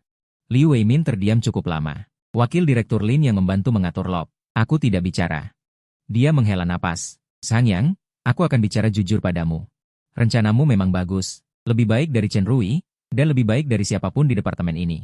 Tapi masalahmu adalah kamu terlalu tidak bisa melindungi dirimu sendiri. Masalah 3 tahun lalu. Aku pernah mendengar sedikit. Jantungku berdegup. Kamu pernah mendengar? Zhang Yang dari Institut Desain Fangzhou, Soal renovasi kawasan pabrik lama kalian dulu, ada yang tahu di industri ini. Hanya saja tidak ada yang mau menyinggung San Keping untuk membelamu. Kamu pun menghilang dari kota A, lalu datang ke Dingseng. Mulai dari awal. Aku pikir kamu benar-benar tidak mau menyentuh desain lagi. Tapi rencana untuk proyek selatan kota kali ini membuatku tahu. Kamu bukan tidak mau menyentuhnya. Kamu takut. Aku duduk di kursi. Tidak melihatnya. Sekarang aku tidak takut lagi. Liu Weimin berdiri. Berjalan ke jendela. Syukurlah, Sang Yang. Aku tidak bisa banyak membantumu. Tapi ada satu hal yang bisa kulakukan. Presentasi tender bulan depan. Kamu yang maju. Bukan sebagai kepala proyek, tapi sebagai pemimpin desain. Aku mengangkat kepala. Direktur Liu, maksud Anda apa? Saya mengajukan penyesuaian sementara ke grup. Rencana teknis proyek selatan kota sepenuhnya di bawah tanggung jawabmu, termasuk integrasi skema desain, konstruksi, dan operasi. Jabatanmu sementara diangkat sebagai penanggung jawab teknis proyek. Level posisi ini setara dengan Chen Rui. Aku berdiri. Terdengar ketukan pelan di pintu. Pintu terbuka. Lin Sui berdiri di luar. Selesai bicara, dia melirik Liu Weimin. Lalu melirikku. Notifikasi penyesuaian sudah saya setujui. Sang Yang, mulai hari ini kamu melapor langsung kepadaku. Liu Weimin di samping mengangguk sedikit. Lin Sui menarik pandangannya. Ayo, ada yang ingin kutunjukkan padamu. Aku mengikutinya keluar dari kantor Liu Weimin. Di koridor dia berjalan di depan, langkahnya tidak cepat. Kamu bilang orang yang mencuri rencanamu 3 tahun lalu bernama San Keping. Direktur desain di Zantu Arsitektur. Dia berhenti di depan lift, menoleh ke belakang. Dalam daftar pesaing tender proyek selatan kota, ada Zantu Arsitektur. Jantungku berdegup kencang. San Keping adalah penanggung jawab teknis tender mereka kali ini. Setelah bicara, dia menekan tombol lift. Kebetulan, ya, lift datang. Pintu terbuka. Dia masuk. Aku berdiri di luar, kakiku seperti terpaku. Orang yang mencuri rencanaku 3 tahun lalu. 3 tahun kemudian bertemu langsung denganku di proyek yang sama. Kau mau masuk? Lin Sui menatapku dari dalam lift. Aku melangkah maju, masuk. Pintu lift tertutup. Angka-angka naik satu persatu. Lin Sui, untuk pertama kalinya aku memanggil namanya langsung. Apa kau sudah tahu dari awal? Tahu apa? Bahwa di pesaing tender proyek selatan kota ada Zantu. Kau memberikan proyek ini padaku dari awal karena itukah? Dia tidak menoleh. Menatap nomor lantai di atas pintu lift. Menurutmu? Aku tidak tahu. Makanya aku bertanya. Lift sampai. Pintu terbuka. Dia keluar, berjalan 2 langkah, lalu berhenti. Pertama kali aku melihat namamu adalah di materi analisis pesaing tender. Penanggung jawab dari Zantu adalah San Keping. Aku membaca riwayatnya dan menemukan bahwa skema yang membuatnya menang hadiah terlalu mirip dengan gaya desainmu sebelumnya. Lalu aku mencari latar belakangmu. Tahu semua hal yang terjadi padamu di kota A, kau mencariku dulu, lalu datang ke acara perjodohan. Akhirnya dia menoleh, menatap mataku. Acara perjodohan itu diatur oleh ibuku. Dia sama sekali tidak tahu kamu bekerja di Dingseng. Dia hanya tahu Ibu Hijun menitipkan seorang pria untuk dikenalkan. Awalnya aku tidak mau pergi. Tapi aku melihat namamu. Zhang Yang, mantan Institut Desain Fangzhou. Sekarang di Departemen Manajemen Proyek Dingseng. Jadi aku penasaran, ingin bertemu dengan orang yang barangnya dicuri, lalu pergi begitu saja tanpa bicara. Hari itu kamu bilang tidak punya rumah, tidak punya mobil, gaji 3.800, aku langsung tahu kamu palsu. Karena orang yang bisa membuat desain seperti itu. Hari itu kamu bilang kamu tidak punya rumah, tidak punya mobil, gaji 3.800. Aku sudah tahu kamu palsu, karena seseorang yang bisa membuat desain seperti itu tidak mungkin hidup seperti yang kamu katakan, kecuali dia sedang berakting atau melarikan diri. Dia berjalan ke pintu kantor, mendorong pintu. Sekarang kamu tidak perlu lari lagi.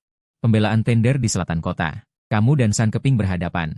Rencanamu melawan rencananya. Pertempuran yang belum selesai 3 tahun lalu, selesaikan di sini. Aku berdiri di pintu. Angin dingin dari koridor bertiup dari belakang, keringat dingin membasahi punggung, tapi hati terasa hangat. Kau masuk atau tidak? Dia bertanya dari balik meja kerja. Aku melangkah masuk. Pintu tertutup di belakangku. Hari-hari berikutnya menjadi sangat tegang. Tanggal presentasi tender untuk fase 2 Taman Teknologi Kota Selatan ditetapkan pada tanggal 15 bulan depan. Hitung mundur tepat 30 hari. Aku mendapat informasi publik tentang pesaing. Selain Zantu Jianzhu, ada 2 perusahaan lain yang ikut tender. Tapi kemampuan 2 perusahaan lainnya biasa saja. Inti persaingan adalah antara kami dan Zantu. Artinya, aku dan San Keping. Aku mulai meninjau kasus-kasus publiknya dalam beberapa tahun terakhir. 3 tahun tidak bertemu, dia pindah dari Institut Desain Art ke Zantu Jianzhu, membawa rencana pemenang hadiah curian sebagai batu loncatan. Di Zantu, dia naik jabatan hingga menjadi direktur desain, berpartisipasi dalam 7 atau 8 proyek besar. Riwayatnya sempurna tanpa celah. Jika dilihat oleh orang yang tidak tahu latar belakangnya, ini adalah seorang elit berbakat luar biasa dengan masa depan cerah. Tapi aku tahu asal-usul rencana-rencana itu. Aku tahu dari siapa, emas, pertamanya dikeruk. Hal yang paling menyakitkan dari pencurian bukanlah kehilangan, tapi kenyataan bahwa kau tahu kau dicuri. Namun tidak bisa membuktikannya. Karena dalam sistem itu, namamu tidak pernah tercatat. Tapi kali ini berbeda. Kali ini adalah presentasi tender terbuka. Rencanaku dan rencananya. Terbentang di atas meja yang sama. Para ahli penilai bisa melihatnya, rekan-rekan industri bisa melihatnya. Semua orang akan melihatnya. Aku mencurahkan seluruh energiku untuk menyempurnakan rencana, mengintegrasikan desain, konstruksi, dan operasi menjadi satu kesatuan. Setiap tahap, setiap data, setiap rantai logika. Aku menggunakan tenaga yang belum pernah kugunakan dalam 3 tahun. Bukan untuk membuktikan kepada siapapun, tapi untuk menarik diriku yang dulu tertekan ke tanah 3 tahun lalu. Seminggu sebelum presentasi, Lin Sue memanggilku ke kantornya. Di atas meja terbentang sebuah dokumen. Pihak Zantu memiliki cara-cara yang sangat licik. Mereka memiliki koneksi lokal. Ada satu orang di tim ahli penilai yang merupakan teman sekelas bos Zantu. Kau tahu apa artinya ini? Artinya, meskipun rencanaku sangat bagus, aku bisa kalah di luar lapangan. Jadi rencananya tidak boleh hanya bagus. Harus sangat bagus sampai mereka tidak punya alasan untuk memberi bantuan. Apa kau yakin? Aku melihat dokumen di atas meja, yang mencantumkan daftar nama dan latar belakang para ahli penilai. 5 orang. 1 mungkin condong ke Zantu, 4 lainnya terlihat sebagai ahli industri normal berdasarkan riwayat mereka. Ada satu hal yang ingin kutambahkan ke dalam rencana. Apa? Satu set sistem manajemen komunitas pintar yang lengkap. Bukan konsep, tapi rencana teknis yang bisa diterapkan yang pernah kubuat sebelumnya, termasuk analisis sirkulasi, manajemen energi, dan peringatan keamanan. Aku pernah menerbitkan makalah tentang ini dengan nama pena. Beberapa orang di industri tahu, tapi tidak banyak. Jika aku membahasnya secara mendalam dalam presentasiku, pasti tidak ada bagian ini dalam rencana Sang Keping.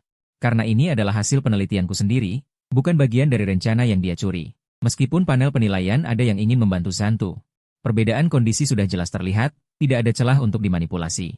Lin Sue menatapku. Apa nama pena MU? Hengshan? Dia mengambil ponselnya dan mencarinya. Beberapa postingan forum industri muncul di layar. Kerangka teoritis analisis cerdas sirkulasi komunitas, Hengshan 1, pemikiran restrukturisasi ruang dalam renovasi kota tua, Hengshan. Semua ini kau tulis? Ya, dia meletakkan ponselnya. Menatapku selama puluhan detik. Sangyang, sebenarnya masih banyak hal yang kau sembunyikan? Tidak ada lagi. Hanya itu, kau yakin? Dia tersenyum. Bukan senyuman main-main, tapi senyuman yang sangat rumit. Seperti iba, seperti kagum, seperti juga berkata, kau benar-benar bodoh. Masukkan sistem manajemen cerdasmu, tapi ada satu hal yang harus kau pikirkan. Kau menggunakan kerangka teori Hengshan. Berarti nama penamu dan nama aslimu akan terikat. Dunia industri akan tahu bahwa Zhang yang adalah Hengshan. Saat itu, hutang masa lalumu di kota A juga akan dibongkar. Kau sudah siap? Aku tidak ragu.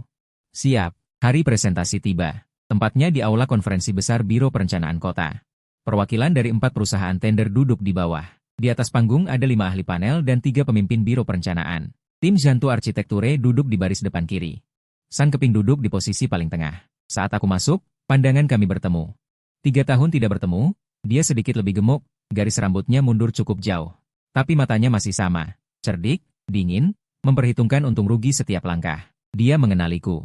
Aku melihat pupil matanya mengecil, lalu dia mengalihkan pandangan, pura-pura tidak kenal. Undian menentukan urutan presentasi.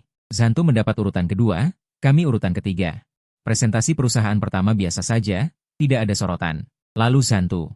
Sang Keping naik ke panggung. PPT-nya terlihat bagus dan presentasinya lancar. 3 tahun pengalaman membuatnya semakin mahir dalam kemasan dan akting. Dia berbicara selama 40 menit, mencakup 3 dimensi, desain, konstruksi, dan operasi. Namun di bagian manajemen komunitas cerdas, dia hanya menggunakan 2 slide PPT dan menyebutnya sepintas. Kami berencana untuk memperkenalkan sistem manajemen cerdas di tahap akhir. Hanya 1 kalimat konsep itu saja, tanpa kerangka, tanpa data, tanpa jalur implementasi, karena dia mencuri apa yang saya miliki 3 tahun lalu. Namun selama 3 tahun ini, saya terus melangkah maju. Dia tidak. Giliran saya. Saya berdiri. Saya naik ke panggung. Puluhan pasang mata di bawah menatap saya. Tatapan Sang Keping menembus kerumunan. Mendarat pada saya. Saya membuka halaman pertama proposal. Taman Sains dan Teknologi Chengcheng tahap 2. Tema proposal kami adalah dialog antara masa lalu dan masa depan. Bukan membongkar dan membangun ulang, tetapi membuat ruang lama tumbuh dengan fungsi baru. Berikut adalah jalur teknologi inti kami. 20 menit pertama, saya membahas desain dan konstruksi. Sistematis, data, logika, semua tersaji rapi di atas meja. Para ahli penilai mulai sering membalik buku proposal. Ada yang mengangguk, ada yang menulis catatan. Kemudian saya membalik ke halaman 45. Selanjutnya adalah bagian paling inti dari proposal kami, sistem manajemen komunitas cerdas. Sistem ini didasarkan pada kerangka teori yang pernah saya publikasikan di jurnal industri. Analisis alur pergerakan, simulasi konsumsi energi, peringatan keamanan, 3 dalam 1. Bukan konsep belaka, tetapi solusi terimplementasi yang telah diverifikasi data. Saya melihat perubahan ekspresi Sankeping. Bukan perubahan kecil, tetapi perubahan yang terlihat jelas. Karena dia sadar, teori ini pernah dia lihat. Bukan di artikel saya yang dia lihat, melainkan dalam draft proposal yang dia curi 3 tahun lalu. Hanya saja saat itu masih berupa benih. Dia mencuri buahnya. Tidak mencuri benihnya. Benihnya ada pada saya, tumbuh selama 3 tahun. Tumbuh menjadi sesuatu yang tidak bisa dia curi. Saya menghabiskan 20 menit penuh untuk membahas sistem ini. Setiap slide PPT penuh dengan substansi. Setiap kelompok data dapat diuji. Saat membahas analisis alur pergerakan, seorang ahli penilai menyela saya. Tuan Zhang, metodologi analisis alur pergerakan Anda. Saya pernah melihat sebuah artikel di Jurnal Perencanaan Kota. Penulisnya menggunakan nama pena Hengshan. Teori Anda sangat mirip dengan metodologi artikel itu. Boleh tahu hubungan Anda dengan Tuan Hengshan? Ruangan hening. Saya melirik ke bawah. Jari-jari Sankeping mencengkeram sandaran kursi. Saya berkata ke mikrofon, Hengshan adalah saya. Ruang konferensi hening sekitar 3 detik. Kemudian terdengar dengung, bisik-bisik mulai bergema di bawah. Ahli penilai itu mendorong kacamatanya. Membalik-balik bahan di tangannya. Maksud Anda adalah Hengshan yang menerbitkan 3 makalah berturut-turut di Jurnal Perencanaan Kota? Ya, makalah itu pernah saya ajarkan kepada mahasiswa di kelas. Tuan Zhang. Berapa usia Anda? 29. Ahli penilai lain angkat bicara. Saya pernah melihatnya di grup diskusi internal Asosiasi Desain Arsitektur Provinsi. Teori Hengshan pernah dibahas. Banyak yang penasaran siapa orang ini, tidak pernah muncul. Ternyata di sini, suara bisik-bisik di bawah semakin keras, tetapi saya tidak melihat reaksi orang lain. Saya hanya melihat Sankeping. Dia duduk di sana, tubuh kaku. Warna di wajahnya perlahan memudar. Namun saya punya satu pertanyaan. Ahli penilai yang pertama bertanya kembali angkat bicara. Tuan Zhang, dengan tingkat akademis dan kemampuan desain Anda, seharusnya Anda memiliki reputasi tinggi di industri. Mengapa sebelumnya tidak ada yang pernah mendengar nama asli Anda? Mengapa menggunakan nama pena? Mengapa di Sterling Group Anda hanya seorang manajer proyek? 4 pertanyaan, masing-masing mengarah pada jawaban yang sama. Tangan saya yang memegang pointer laser berhenti sejenak. 3 tahun lalu saya bekerja di Institut Desain Bahtera di Kota A. Saya mengerjakan proposal renovasi kawasan pabrik lama. Proposal itu saya selesaikan sendiri. Namun itu diambil oleh seorang rekan di institut, ditandatangani dengan namanya, dan memenangkan penghargaan. Orang itu menggunakan penghargaan itu untuk melompat pindah kerja. Saya gagal dalam upaya menuntut hak, memilih pergi. Datang ke Sterling Group, mulai dari bawah. Menggunakan nama pena untuk menerbitkan makalah. Karena tidak ingin ada hubungan dengan masa lalu. Ruang konferensi benar-benar hening. Suara saya bergema di aula yang luas. Kemudian saya mengucapkan kalimat terakhir. Orang itu, hari ini juga ada di ruangan ini. Saya tidak menyebut nama, tetapi tatapan saya sudah menjelaskan segalanya. Semua orang mengikuti arah pandangan saya. Menatap Sankeping yang duduk di barisan depan. Wajah Sankeping sudah pucat pasi. Dia tiba-tiba berdiri. Kau bicara omong kosong. Proposalku adalah hasil kolektif Institut Desain Bahtera, hak kekayaan intelektual milik perusahaan. Saat kau mengundurkan diri, kau menandatangani pernyataan pelepasan hak. Penghargaan yang kuterima adalah hakku. Suaranya sangat keras. Sampai menimbulkan gema di ruang konferensi. Namun semakin keras suara, semakin terlihat gugup. Saya berdiri di panggung, tidak bergerak. Direktur San, saya tidak menyebut nama Anda. Anda sendiri yang berdiri. Ruangan gempar. Beberapa ahli penilai saling bertukar pandang. Pemimpin Biro Perencanaan yang memimpin sidang mengetuk meja. Harap jaga ketertiban. Sesi tanya-jawab dilanjutkan dulu. Soal hak kekayaan intelektual dan orisinalitas proposal akan diselidiki setelah sidang. Sankeping ditarik oleh rekan kerjanya untuk duduk, wajahnya memerah. Saya melanjutkan menyelesaikan 5 halaman terakhir PPT. Saat turun dari panggung, kemeja di punggung saya sudah basah kuyup, tetapi langkah saya tetap mantap. Di antara kerumunan di bawah panggung, saya melihat wajah yang familiar. Lin Sui duduk di sudut barisan belakang. Saya tidak tahu kapan dia datang. Dia tidak melihat ke panggung. Dia sedang melihat ponselnya. Seolah semua ini tidak ada hubungannya dengan dirinya. Tapi saya perhatikan sudut bibirnya membentuk lengkungan kecil yang sangat tipis. Jika tidak perhatian, tidak akan terlihat. Setelah pertemuan selesai, di tempat parkir, Lin Sui bersandar di samping mobilnya menunggu saya. Presentasimu bagus. Sejak kapan kamu datang? Sejak kamu naik panggung. Bagian terakhir itu kamu tidak menyebut nama Sankeping. Pintar. Bukan pintar, tidak perlu. Dia sendiri yang muncul. Dia memutar kunci mobil di jarinya. Tahu apa artinya ini? Dia panik. Bukan hanya panik. Dia mengekspos dirinya sendiri di depan semua juri dan pemimpin badan perencanaan. Tidak ada yang memaksanya. Kamu hanya menceritakan kisahmu. Dia sendiri yang memakukan dirinya di dinding. Saya bersandar di tiang mobil di sebelahnya. Lalu selanjutnya kamu tidak perlu urus. Hasil penjurian akan keluar 2 minggu lagi. Tapi urusan Sang Keping tidak akan menunggu 2 minggu. Maksudmu? Dia membuka pintu mobil dan duduk. Masuk. Saya ragu sejenak. Kemana? Makan. Kamu belum makan siang, kan? Bagaimana kamu tahu? Karena saat gugup kamu tidak punya selera, tapi setelah presentasi kamu akan sangat lapar. Dia menyalakan mobil.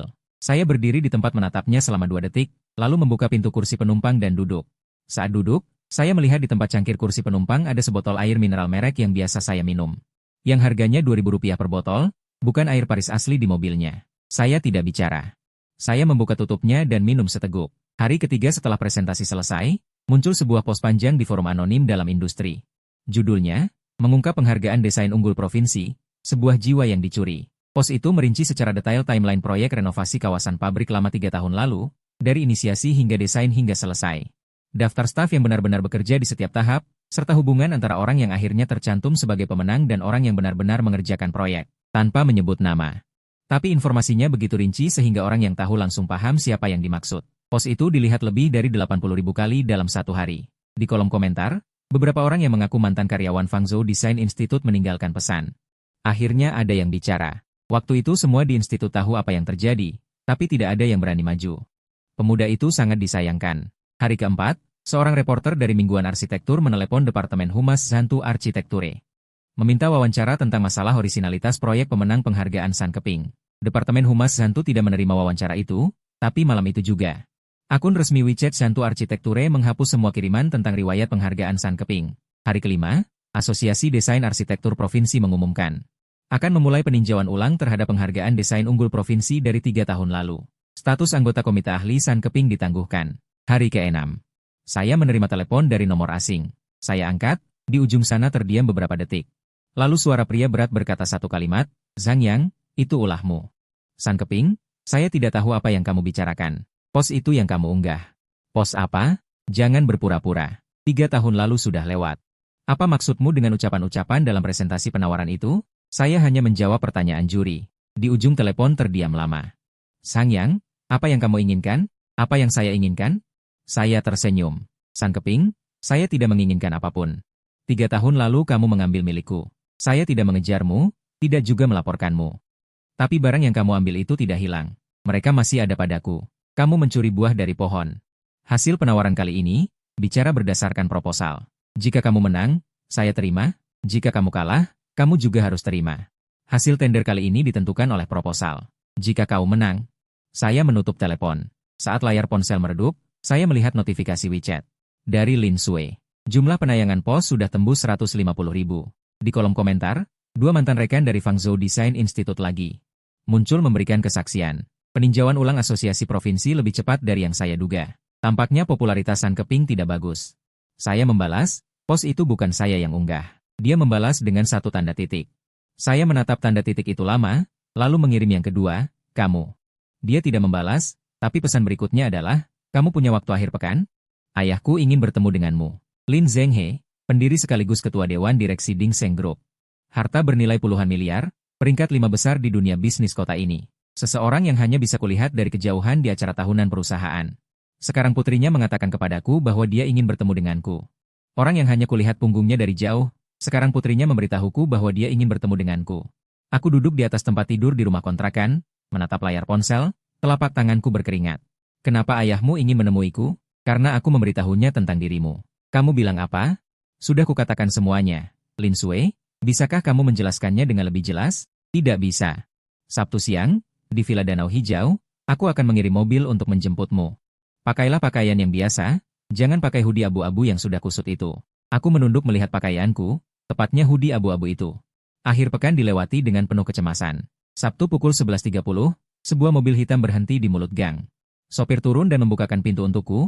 Di dalam mobil ada air dan tisu. Suhu AC diatur pas. 40 menit kemudian sampai di Villa Danau Hijau. Aku pernah dengar tempat ini sebelumnya. Kawasan villa semi privat.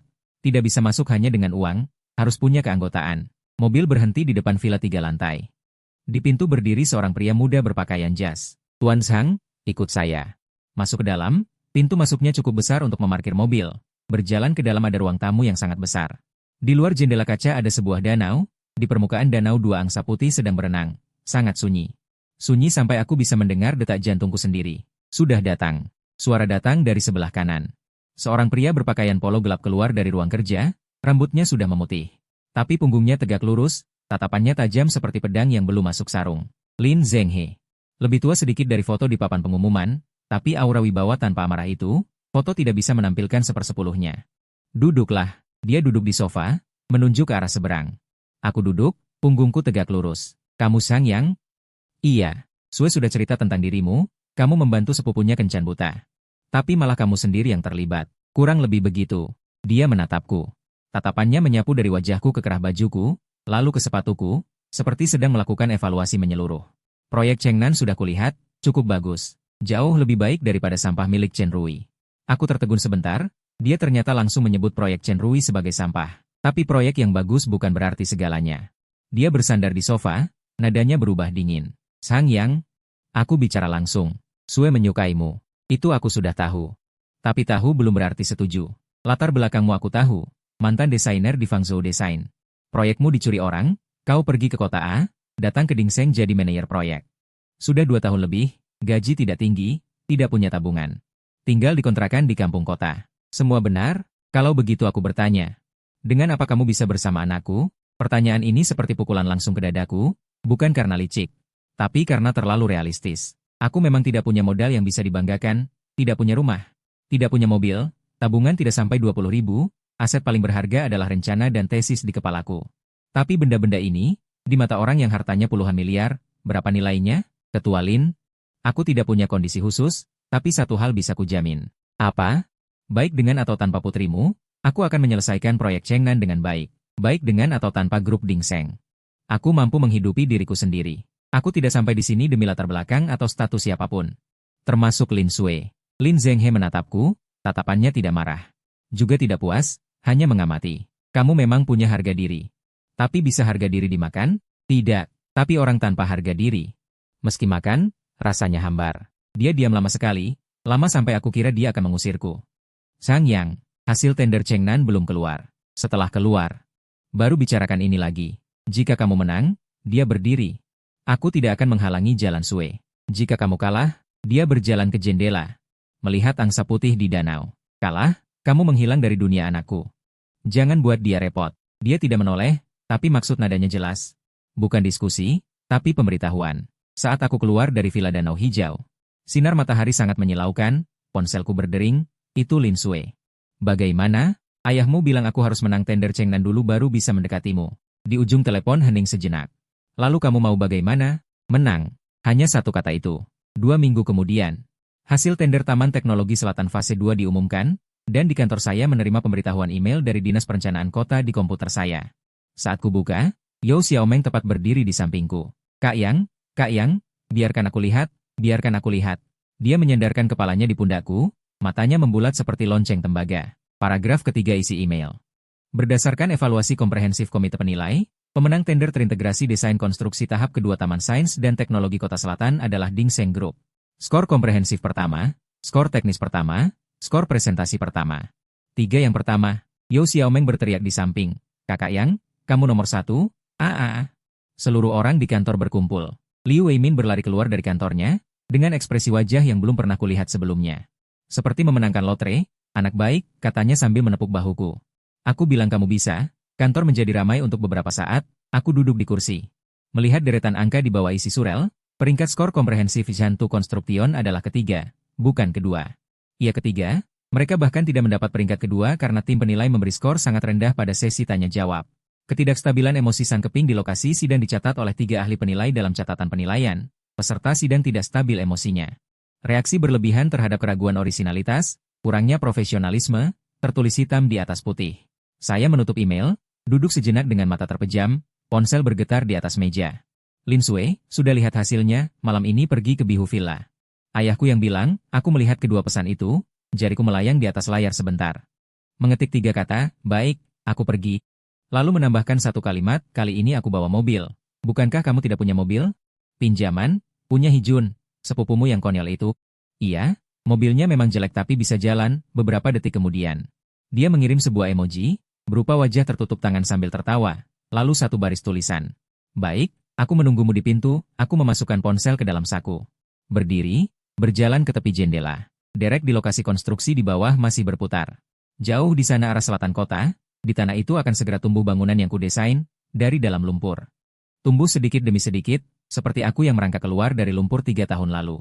Jam 5 sore. Aku menelepon Hijun, "Kak, ada apa?" Suara latar di sisinya sangat bising, seperti sedang main game, "Pinjam mobilmu sebentar." "Apa? Menemui seseorang, siapa?" "Kamu tidak kenal? Ayolah Kak, bilang saja terus terang. Apa itu gadis dari acara perjodohan waktu itu?" "Bagaimana kamu tahu? Kamu pikir aku tidak tahu kamu mengambil kartu nama orang itu?" "Ibuku sudah bicara dengan ibunya." "Kalian pacaran? Wah, pasti kamu yang melakukannya. Dulu bilang mau bantu aku menggagalkannya, malah kamu yang berhasil. Lebih baik jangan sampai jatuh ke tangan orang lain." "Hehe, Hijun, bisakah kamu bicara normal?" "Baik, baik. Kunci mobil ada di tempat biasa. Ambil sendiri. Tapi kamu yakin tidak malu bawa Santana tua itu?" "Tidak malu." "Atau, mau pakai mobil baruku?" "Santana saja." "Kakak, kamu sungguh apa adanya." "Oh iya, kapan kamu traktir aku? PS5 sudah kuberikan padamu." "Lain kali." "Lain kali kapan? Kamu selalu bilang lain kali." Aku menutup telepon. Pukul 6:30 malam, aku mengendarai Santana tua milik Hijun. Mobil melaju hingga tiba di gerbang Villa Danau Hijau. Satpam menatap mobil ini, ekspresinya seperti melihat figuran yang salah panggung. "Tuan, maaf, Zhang Yang." Diundang oleh wakil Direktur Lin. Satpam memeriksa catatan kunjungan, lalu mengangkat palang. Aku memarkir mobil di jalur depan villa. Di sampingnya ada Porsche dan Mercedes, dengan Santana terjepit di tengah. Pemandangannya sangat kontras. Lin Sue berdiri di tangga pintu, hari ini mengenakan gaun panjang. Rambutnya terurai. Dia melihat mobilku, lalu tersenyum. "Kamu benar-benar bawa Santana? Punya Hijun? Selera sepupumu memang unik. Mobil ini kuat." Dia menggelengkan kepala sambil tersenyum. "Ayo." Ayahku menunggu di dalam. Aku mengikutinya masuk, melewati lorong. Ke ruang tamu. Lin Zhenghe duduk di sofa seperti sebelumnya, di atas meja ada teko dan 3 cangkir. Dia melihatku masuk, matanya berhenti sejenak padaku. "Direktur Lin?" Aku duduk. Lin Sue duduk di sampingku. Lin Zhenghe meliriknya, lalu menatapku. "Aku tahu soal menang tender di selatan kota." 3 yang pertama, bagus. Terima kasih." "Jangan berterima kasih dulu." Dia menyesap tehnya, aku bilang sebelumnya. "Kalau menang, aku tidak akan menghalangi jalan Sue. Aku tepati janji." Dia meletakkan cangkirnya, "Tapi aku punya syarat." Punggungku semakin tegak. "Kau bilang, proyek Chengnan kau ikuti dari awal hingga penyerahan. Sudah beres. Itu karena kemampuanmu, kalau gagal, jangan salahkan aku." "Tidak masalah." Kedua, dia menatap mataku. "Sue akan meneruskan Ding Sheng, identitasnya nanti bukan hanya wakil presiden, tapi penentu arah seluruh grup. Kau di sisinya, jangan jadi beban. Kau boleh miskin, boleh tanpa rumah dan mobil, tapi kau tidak boleh tanpa tekad untuk maju. Kau sanggup?" Aku melirik Lin Sue di samping, dia tidak melihatku, sedang menuang teh. Tapi kulihat tangannya yang menuang teh sedikit gemetar. "Sanggup?" Suaraku lebih tegas dari yang kukira. Lin Zhenghe diam beberapa detik, lalu dia melakukan sesuatu yang sama sekali tidak kuduga. Dia mengambil sebuah dokumen dari bawah meja kopi dan mendorongnya ke arahku.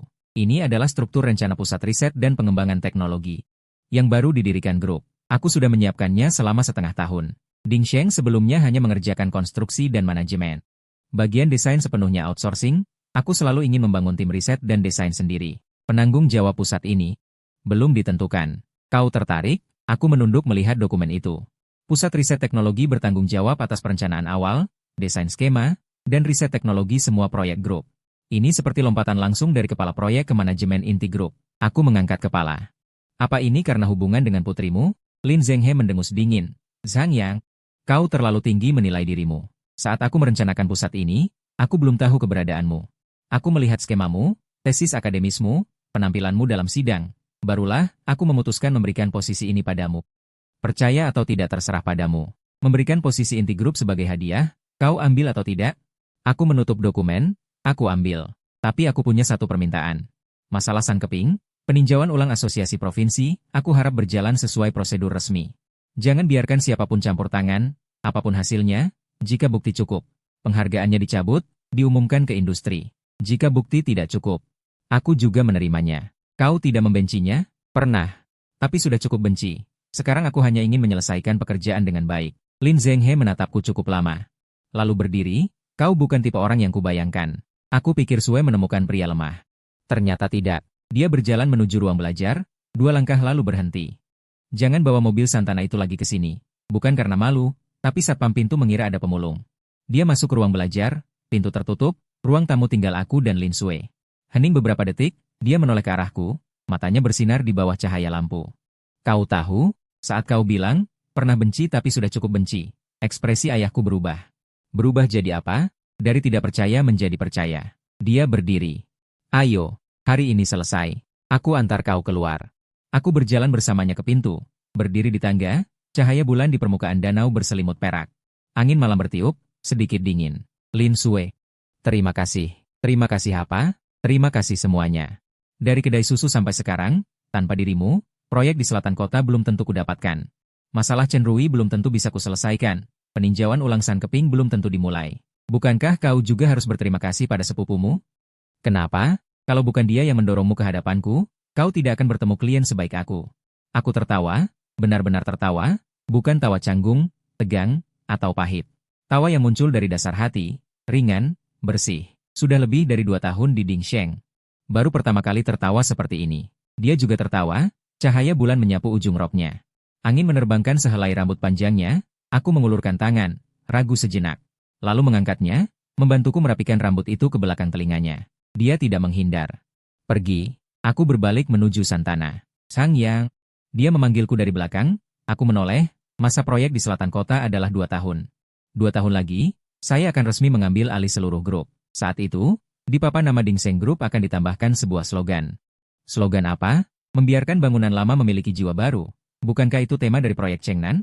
Itu yang kamu tulis, tapi mulai sekarang juga milikku. Setelah berkata begitu, dia berbalik dan masuk ke pintu. Tanpa menoleh, pintu tertutup. Aku berdiri di bawah sinar bulan. Di samping mobil Santana tua itu, aku berdiri cukup lama, lalu membuka pintu dan duduk di dalam. Mesin mengembus 2 kali baru menyala. Kuturunkan kaca jendela, angin malam masuk. Membawa aroma danau, aku melaju ke gang. Saat melewati gerobak pankek, Paman sudah membereskannya. Saat melewati pintu rumah kontrakan, lampu di lorong masih rusak. Semua tidak berubah, tapi ada yang sudah berubah. Sesampainya di rumah, aku duduk di pinggir tempat tidur. Ponsel menyala, Hijun mengirim pesan. Kak, kamu belum mengembalikan mobil? Besok. Kalau begitu aku tanya. Apa sebenarnya pekerjaan orang yang kamu kencani itu? Ibuku selalu tidak memberitahuku. Aku berpikir sejenak. Membalas 4 kata, kamu jangan tahu. Kenapa? Kalau tahu kamu tidak akan bisa tidur. Aku meletakkan ponsel, lalu berbaring di tempat tidur. Di langit-langit ada noda air, bentuknya seperti tanda tanya. Aku menatapnya sebentar. 3 bulan lalu, aku duduk di sebuah kedai teh susu, mengatakan pada seorang wanita bermasker bahwa pendapatanku 3.800, utang 300.000. 3 bulan kemudian, aku memenangkan tender pertama Taman Sains Selatan Kota. Membuka tabir San Keping, mengambil posisi kepala pusat riset teknologi Dingsheng Group. Dan mendapatkan seseorang yang tidak pernah aku bayangkan akan muncul dalam hidupku. Kuulurkan tangan, meraba kartu nama di sela dompet. Sudah agak usang, sudutnya aus karena gesekan jariku, tapi tulisannya masih ada. 2 kata, Lin Sue, aku menutup mata. 3 bulan kemudian, hasil evaluasi ulang dari Asosiasi Desain Arsitektur Provinsi keluar. Penghargaan desain unggulan provinsi yang diraih San Keping 3 tahun lalu. Secara resmi dicabut. Asosiasi mengumumkan secara internal, dengan catatan, rencana pemenang memiliki kontroversi orisinalitas serius. Pihak terkait tidak bisa memberikan bukti karya mandiri yang cukup. Pada hari pengumuman itu, Jantu Arsitekture memutuskan kontrak kerja dengan San Keping. Alasannya, perilaku pribadi sangat mempengaruhi reputasi perusahaan. Saat kabar sampai padaku, aku sedang mengawasi progres di proyek di selatan kota. Yao Xiaomeng mengirim serangkaian tanda seru di grup WeChat. Kak Yang, Tuan Hengshan sudah membalaskan dendam besar. Bagaimana kau tahu Hengshan itu aku? Kak Yang, kau terlalu meremehkan kemampuan pencarianku. Lalu kenapa kau tidak bilang selama ini? Kau tidak bilang, aku juga tidak tanya. Pokoknya kau adalah Kak Yangku, aku percaya padamu. Tapi sekarang aku boleh bilang, kan? Kak Yang, kau benar-benar hebat. Makalah-makalahmu itu aku baca 3 kali belum sepenuhnya paham. Jangan bilang di grup. Kenapa? Rendah hati. Tapi kau sudah tidak rendah hati lagi. Seluruh industri sudah tahu tentangmu. Dia benar. Setelah tender presentasi, berita, Hengshan adalah Zhang Yang, menyebar di industri. Ditambah dengan terbongkarnya urusan San Keping, namaku mulai muncul di daftar undangan. Beberapa kegiatan seminar industri. 3 biro desain dan 2 pengembang properti meneleponku, semuanya dari headhunter atau penanggung jawab langsung. Gaji yang ditawarkan 3 hingga 5 kali lipat dari penghasilanku sekarang. Tidak satu pun aku terima. Bukan karena tidak tergoda. Tapi sekarang bukan waktunya pergi. Proyek di selatan kota baru dimulai, pusat riset teknologi baru dirintis. Aku berjanji pada Lin Zhenghe tetapi belum menyelesaikannya. Dan juga berjanji pada Lin Sui pada malam itu di bawah sinar bulan di Villa Danau Hijau. Dia berkata, 2 tahun lagi. Belum sampai 2 tahun, aku tidak akan pergi. Nasib Chen Rui lebih cepat dari San Keping. Setelah hasil investigasi SDM keluar, sanksi grup padanya adalah pemutusan kontrak kerja, pembatalan bonus kinerja tahunan, dimasukkan ke daftar hitam internal. Hari dia meninggalkan perusahaan. Aku bertemu dengannya di koridor. Dia membawa kotak kardus berisi barang-barang pribadi. Melihatku, dia berhenti, aku juga berhenti. Sang Yang, Chen Rui, kau menang. Ini bukan soal menang atau kalah. Dia diam sebentar, aku tahu yang kulakukan salah. Tapi menurutmu, hanya aku seorang di industri ini yang bertindak seperti ini? Bukan. Tapi itu bukan alasan untuk melakukannya. Dia tersenyum pahit, kau benar. Dia membawa kotak menuju lift, berjalan beberapa langkah lalu menoleh, ada satu hal yang kuberitahu padamu. San Keping dari Zantu Arsitekture. Sebelum tender di selatan kota, dia menghubungiku, ingin aku membuat kekacauan di dalam Dingseng. Berkasmu yang dihapus bukan ideku seorang. Dia memberiku arahan, aku hanya menjalankan. Aku menatap matanya, kau punya bukti, riwayat chat WeChat.